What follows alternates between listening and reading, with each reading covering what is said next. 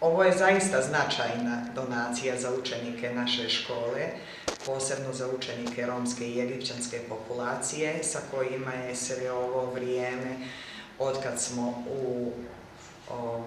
u ovoj situaciji vezanoj za COVID-19, imali otežanu komunikaciju, a bio je i određeni broj učenika sa kojima nismo imali uopšte komunikaciju. Znači, to su djeca čiji su roditelji obično u stanju socijalne potrebe i njihov pristup internetu je povremen ili čak kod pojedine djece nisu ga uopšte imali.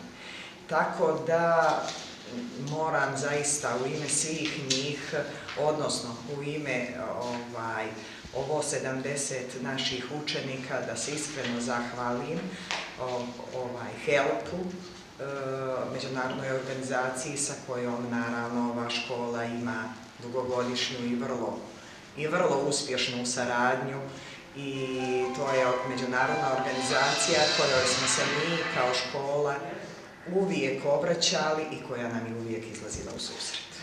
Hvala vam.